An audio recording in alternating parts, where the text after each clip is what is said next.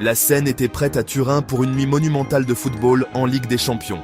Aujourd'hui, 25 février 2026, était le jour du jugement. Galatasaray, les géants d'Istanbul, sont arrivés en Italie avec un avantage significatif. Ils avaient réalisé une performance époustouflante lors du match aller dans leur forteresse. Une victoire retentissante de 5-2 leur donnait une avance de 3 buts. Pour beaucoup, le match était déjà décidé. Les champions turcs avaient un pied fermement ancré en huitième de finale. C'était une position d'immense force. Ils devaient juste gérer le match, tenir pendant 90 minutes et leur place pour la prochaine étape serait assurée. C'était plus qu'un simple match pour Galatasaray. C'était une chance de briser une longue et frustrante malédiction. Le club n'avait jamais gagné un match sur le sol italien de toute son histoire. En 13 tentatives précédentes, ils avaient réussi 6 matchs nuls et subi 7 défaites. Ce record de longue date était une ombre qui planait sur l'équipe. Le voyage à Turin était une opportunité de réécrire le récit, de prouver qu'ils pouvaient conquérir l'une des nations de football les plus coriaces d'Europe. Les supporters en déplacement ont rempli leur section du stade de bruit et de couleurs. Ils croyaient que c'était leur moment, leur instant pour assister à quelque chose de spécial. L'atmosphère à l'intérieur du Juventus Stadium était électrique, un chaudron de bruit et d'anticipation. Les supporters locaux, les passionnés bianconeri, croyaient toujours à un retour. Ils savaient que leur équipe, la Juventus, avait une montagne à gravir. Mais dans le football, les miracles peuvent arriver. C'est la magie de la Ligue des Champions. C'est une compétition où l'histoire, la passion et la conviction peuvent surmonter n'importe quel déficit. Les joueurs sont entrés sur le terrain sous les projecteurs, l'hymne emblématique résonnant dans le stade. Pour Galatasaray, la mission était claire, tenir bon, être courageux et écrire l'histoire. Le monde entier regardait pour voir s'il pouvait achever le travail. Galatasaray a commencé le match avec une stratégie claire. Il visait à contrôler le rythme et à frustrer l'équipe locale. Avec une avance confortable, il n'était pas nécessaire de prendre des risques inutiles. Des joueurs comme Lucas Torreira au milieu de terrain étaient chargés de briser les attaques de la Juventus. La ligne d'attaque, menée par le dangereux Victor Osimhen, semblait être une menace en contre-attaque.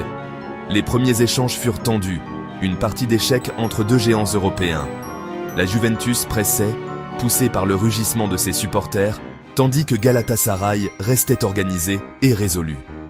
Chaque tacle, chaque passe avait un poids immense. Le premier but serait crucial pour façonner le destin de la nuit.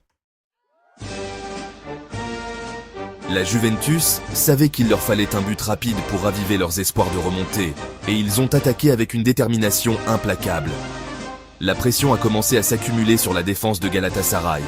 À la 36e minute, l'équipe locale a trouvé la faille. Une action rapide dans la surface a vu Khéphren Thuram être fauché par un tacle de Lucas Torreira. L'arbitre a désigné le point de pénalty sans hésitation. Le stade a explosé. Manuel Locatelli a pris ses responsabilités. Il a calmement envoyé le gardien dans le mauvais sens et a glissé le ballon dans les filets. La confiance a regagné les joueurs et les supporters de la Juventus. L'impossible semblait soudainement possible. La seconde mi-temps a commencé par un moment de grand drame. Seulement 4 minutes après la reprise, la Juventus a été réduite à 10 hommes. Leur défenseur, Lloyd Kelly, a reçu un carton rouge pour un tacle imprudent. Ce fut un coup dur pour l'équipe italienne. Jouer en infériorité numérique pendant presque toute la seconde mi-temps semblait rendre leur tâche insurmontable. Mais au lieu de s'effondrer, la Juventus a réagi avec un esprit incroyable. Ils ont montré le cœur d'un champion. Le carton rouge a semblé les galvaniser, alimenter leur détermination. Ils ont réorganisé leur formation et ont continué à pousser, refusant de laisser mourir leurs rêves européens. Contre toute attente, les 10 hommes de la Juventus ont trouvé un autre but. À la 69e minute, sur un corner, le ballon a été envoyé dans une surface de réparation bondée. Le défenseur Federico Gatti s'est élevé le plus haut. Sa tête a frappé puissamment le ballon. Il a filé devant le gardien impuissant de Galatasaray et dans le fond des filets. Le score était maintenant de 2-0 ce soir-là.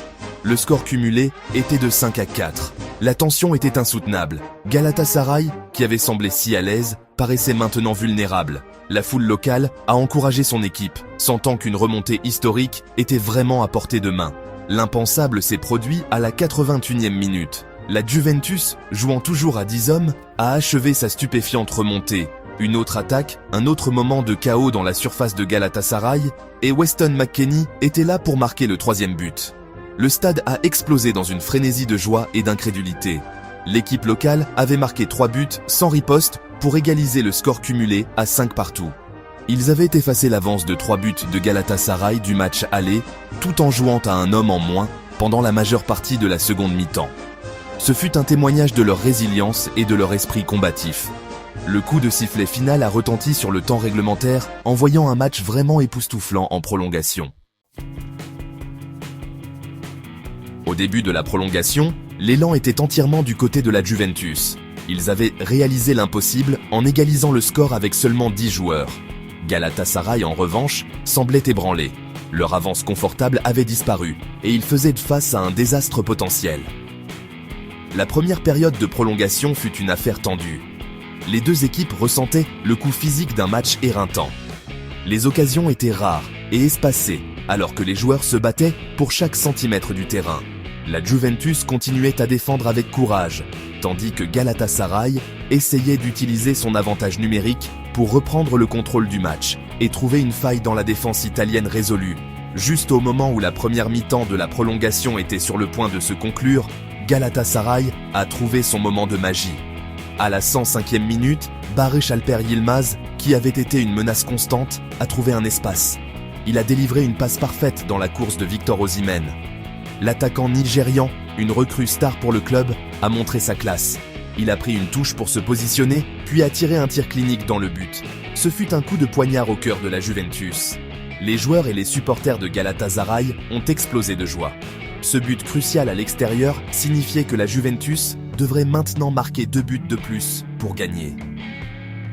La deuxième période de prolongation a vu la Juventus jeter toutes ses forces dans une dernière tentative désespérée. Ils s'étaient battus si fort pour revenir dans le match et refusèrent d'abandonner. Mais leurs attaques les laissaient exposés à l'arrière.